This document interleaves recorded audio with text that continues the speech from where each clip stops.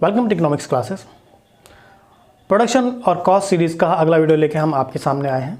इससे पिछले वाले वीडियो में हमने आपको जो एवरेज कॉस्ट क्या होती है उसके बारे में बताया था। उसमें हमने दोनों कॉस्ट की बात की थी, जो एवरेज फिक्स कॉस्ट और एवरेज वेरिएबल कॉस्ट। उम्मीद है आपने वो वीडियो देखा होगा। अगर आपने वो वीडियो नहीं देखा है तो उसका लिंक नीचे डिस्क्रिप्शन बॉक्स में या ऊपर आई बटन पर क्लिक करके आप उस वीडियो को देख सकते हैं। तो आज जो हम नया टॉपिक लेकर आए हैं इसी सीरीज़ का, वो है सीमांत लागत या मार्जिनल कॉस्ट। तो चलिए फिर विदाउट वेस्टिंग टाइम हम अपना टॉपिक शुरू करते हैं, मार्जिनल कॉस्ट। देखिए, सीमांत लागत से अभिप्राय है कि जब हम किसी एक अतिरिक्त इकाई का उत्पादन करें और उस अतिरिक्त इकाई के उत्पादन से लागत में जितनी भी वृद्धि होती है उसको हम सीमांत लागत कहते हैं। यहाँ पर ध्यान देने वाली बात यह है कि जो सीमांत लागत है वो केवल परिवर्तनशील लागतों से संबंधित है, वो स्थिर लागतों से संबंधित नहीं है। क्योंकि जब हमने बात की है कि जब अतिरिक्त इकाई के उत्पादन से लागत में जो वृद्धि होती है तो जो स्थिर लागतें हैं वो हमेशा स्थिर रहते हैं, उसमें तो कोई वृद्धि होती नहीं है। वृद्धि जो होगी वो केवल परिवर्तनशील लागतों में ही होगी।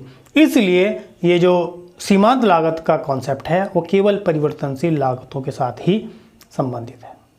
तो अगर हमें सीमांत लागत निकालनी है तो इसका एक सिंपल सा फॉर्मूला है और वो फॉर्मूला है कुल लागत में परिवर्तन बटे उत्पादन की मात्रा में परिवर्तन। तो अगर हम सीमांत लागत का वक्र देखें तो सीमांत लागत का वक्र ये आपके सामने है, और जो सीमांत लागत का वक्र है, सीमांत लागत का वक्र भी औसत लागत वक्र की तरह ही होता है, यानी ये भी यू आकार का ही होता है। यहाँ पर आप देख सकते हैं कि ये पहले घटता है और धीरे धीरे फिर ये ऊपर की तरफ बढ़ना शुरू हो जाता है। तो ये हमारा सीमांत लागत का वक्र होता है। अब बात कर लेते हैं, जब ये सीमांत लागत का वक्र औसत लागत वक्र की तरह होता है तो इन दोनों वक्रों में अंतर क्या है।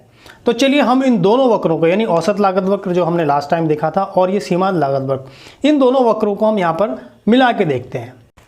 तो यहाँ पर हम औसत लागत वक्र और सीमांत लागत वक्र दोनों को हम मिला के देखते हैं। तो यहाँ पर आप देख रहे हैं कि ये हमारा औसत लागत वक्र है, ये जो चल रहा है, और ये हमारा सीमांत लागत वक्र है। लेकिन सीमांत लागत वक्र आप देख रहे हैं कि औसत लागत वक्र के नीचे से चलता है, यानी ये ज़्यादा तेज़ी से गिर रहा होता है। यहाँ पर ये जो वक्र यू आकार के होते हैं, ये हमने पिछले वीडियो में भी आपको बताया था कि परिवर्तनशील अनुपातों के नियम के कारण होते हैं। तो यहाँ पर आप देखेंगे कि जैसे ही हमारा औसत लागत वक्र गिरना शुरू होता है तो जो हमारा सीमांत लागत वक्र है वो और तेज़ी से गिरना शुरू हो जाता है। लेकिन ये बिल्कुल दोनों साथ साथ ही नहीं गिरते हैं, एक स्थान पर ऐसा हो जाता है। यानी यहाँ पर आप देख सकते हैं कि औसत लागत तो अभी गिर रही है लेकिन सीमांत लागत यहाँ से बढ़नी प्रारंभ हो गई है। और जो सीमांत लागत का वक्र है वो औसत लागत के वक्र को उसके न्यूनतम बिंदु पर, यानी यहाँ पर वो उसको काटता है, और उसके बाद फिर दोनों की दोनों लागतें, इस बिंदु के बाद दोनों की दोनों लागतें बढ़नी शुरू हो जाती हैं। लेकिन जो सीमांत लागत का वक्र है वो औसत लागत के वक्र से अधिक तेजी से ऊपर की तरफ उठता है। तो ये थे हमारे औसत लागत और सीमांत लागत वक्र।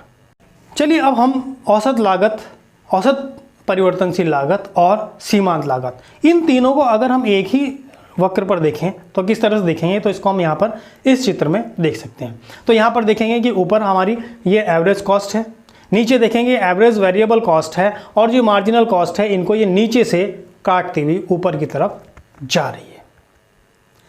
तो यहाँ पर आप देखेंगे कि जो एवरेज वेरिएबल कॉस्ट और एवरेज कॉस्ट, इन दोनों का अंतर स्टार्टिंग में तो कुछ ज़्यादा है और धीरे धीरे ये अंतर जो है कम होता चला जा रहा है। उसका कारण क्या होता है? उसका कारण होता है कि जो एवरेज फिक्स कॉस्ट है वो धीरे धीरे घटनी शुरू हो जाती है। देखिए, हम इसको इस तरह से देख सकते हैं कि जो एवरेज फिक्स कॉस्ट है उसको भी इस चित्र में अगर हम डाल दें, तो चलिए इसको भी इस चित्र में डालते हैं।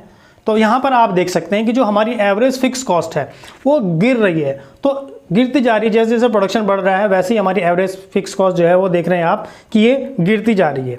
और इसके गिरते हुए जाने के कारण क्या होता है कि जो एवरेज कॉस्ट और एवरेज वेरिएबल कॉस्ट, ये दोनों धीरे धीरे इनके बीच का अंतर समाप्त होना शुरू हो जाता है। यहाँ पर आप इसको देख सकते हैं, दोनों के बीच का अंतर कम होना शुरू हो जाता है। तो ये थी हमारी अल्पकालीन लागतें। चलिए अब बात कर लेते हैं दीर्घकालीन लागतों की। देखिए, हमने आपको पहले भी बताया था कि दीर्घकाल में कोई भी साधन स्थिर नहीं होता है, सारे के सारे साधन परिवर्तनशील होते हैं। तो इस तरह से जो अगर हम दीर्घकालीन लागतों की बात करें तो जितनी भी लागतें हैं वो सारी की सारी परिवर्तनशील लागतें हैं। तो अगर हम कुल लागत की बात करें तो कुल लागत का मतलब होता है कि दीर्घकाल में जितने भी साधन उत्पादन में लगे हुए हैं उन सभी की जो लागत आई हुई है उन सभी की लागतों का जोड़ कुल लागत कहलाता है। अगर हम इसको यहाँ पर इस चित्र में देखें तो हम इसको देख सकते हैं कि कुल लागत यहाँ पर स्टार्टिंग से शुरू हो रही है, यानी ये आपका कुल लागत का वक्र ये जा रहा है।